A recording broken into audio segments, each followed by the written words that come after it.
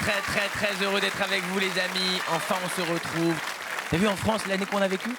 Les élections présidentielles, c'était cette année. C'était pas une folie, ces élections présidentielles? C'était pas dingue ce qu'on a vécu, les amis? C'était pas les Marseillais à l'Elysée qu'on a vécu cette année? Anne Hidalgo, elle s'est présentée. On va parler d'Anne Hidalgo ce soir. On est à Paris, on va parler d'Anne Hidalgo. 1%. Elle a fait 1%, elle a fait. En même temps, c'est normal qu'elle a fait 1%. Je sais pas si vous avez vu son premier meeting de campagne. J'invente rien. Elle est arrivée, elle a dit « Je vais faire pour la France ce que j'ai fait à Paris !» T'as tous les Parisiens, ils étaient là. Ah ben non. On avait dit on arrêtait ça, on avait dit. Elle a foutu en l'air Paris, je sais pas si vous êtes au courant, elle a foutu. Maintenant Paris c'est limité à 30 km/h, je sais pas si vous êtes au courant. C'est très dangereux, hein, très dangereux. Moi hier je roulais sur les quais à Paris comme ça en scooter, et là, accident de malade. Un piéton, il marchait vite, il m'a massacré le scooter, quoi, tu vois, il a coupé le véhicule en deux, quoi, l'enfoiré, tu vois. D'ailleurs, merci, vous êtes gentils. D'ailleurs, petite anecdote sur Anne Hidalgo, les amis, il n'y a pas longtemps, je suis invité à une cérémonie de remise de prix. Ok, c'est une histoire vraie. Je suis invité à une cérémonie de remise de prix. La place à côté de moi est vide. Ok, la cérémonie démarre et qui arrive en retard? Anne Hidalgo. Ouais, la devinette n'était pas très difficile. Franchement, c'était.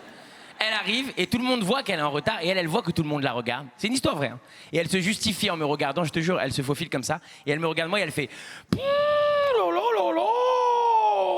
Les embouteillages, les embouteillages. Hein. J'avais envie de lui dire la faute à qui, connasse? Elle est folle, hein.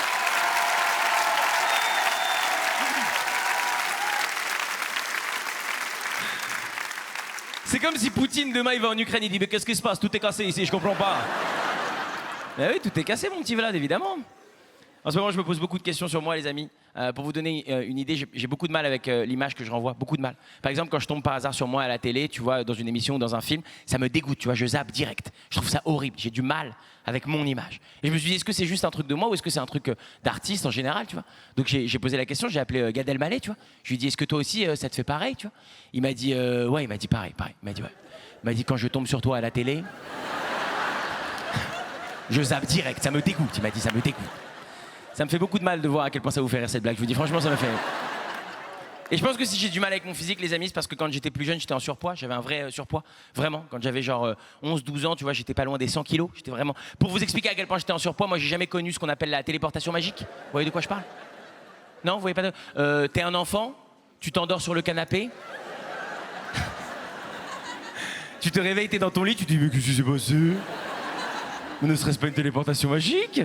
Moi, j'ai jamais vécu ça, les amis. J'ai du mal avec mon physique et j'essaie de travailler là-dessus. J'ai cherché des techniques sur Internet. Il y a une technique que j'ai trouvée sur Internet, c'est un vrai truc. C'est une technique qui consiste à se mettre tout nu devant un miroir. Okay, tu te regardes comme ça tout nu et tu cries 3 fois « Je m'accepte !» Je m'accepte! Je m'accepte! 3 fois, ok? Je me suis dit « Ok, vas-y, je le fais, je le tente. » tu vois. Donc j'ai été comme ça, miroir, tout nu. J'étais là « Je m'accepte! Je m'accepte !» Et j'ai pas pu dire la troisième, il y a un monsieur qui est arrivé, il m'a dit « Monsieur, vous êtes chez Ikea, c'est très grave ce que vous faites, d'accord ?» Il y a des enfants ici, monsieur, on vous accepte pas, nous.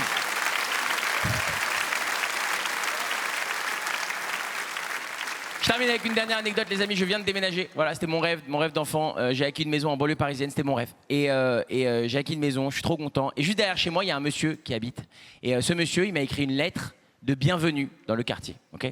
Une vraie lettre de bienvenue. C'est un monsieur très classe, très bourgeois, tu vois. Et il m'a écrit une lettre très mignonne. Vous allez comprendre par vous-même, il m'a écrit ceci. C'est la vraie lettre qu'il m'a envoyée. Okay. Cher voisin, depuis quelques semaines, nous partageons une séparation de jardinet. Je savais même pas que j'avais un jardinet. À l'arrière de nos demeures respectives. Dans l'espoir de faire naître une agréable cohabitation en termes botaniques, phoniques et de vue, à l'image de celle entretenue avec nos voisins des 8 et 12 de la rue, je serais très heureux de vous convier une fin d'après-midi à consommer une coupe de champagne ou toute autre boisson à votre seule convenance. Dans cette attente, je vous prie de croire, cher voisin, en l'expression de mes sentiments les meilleurs. Bien à vous, Édouard de Payen. Du coup, je me suis dit, il faut que je lui montre que moi aussi, je suis là en termes épistolaires, tu vois. Donc j'ai écrit une lettre, les amis. J'ai tout donné. Je vous la lis. On débriefe ensemble après, ok? Cher voisin, mes activités de saltimbanque m'entraînent de manière inopinée en dehors des terres parisiennes aux dates susdites. Il n'est pas facile à placer, susdite. Toutefois, votre missive a trouvé un écho favorable en moi. Et dès mon retour de mon fief bourguignon, Moi, Kevin de Adams, je serais enchanté d'être votre convive autour d'un breuvage ou d'un sanglier à notre convenance commune. À toutes fins utiles, 2 lunes avant la date, comme le réclame la bienséance, je ferai quémander mes gueux afin qu'ils sonnent les trompettes pour annoncer mon retour. Dans cette attente, chers voisins, je vous prie de croire en l'assurance de ma considération. Bien à vous-même. Vive le roi et vive la France. Merci beaucoup les amis. Passez une bonne soirée. Merci vraiment. Merci beaucoup de votre accueil.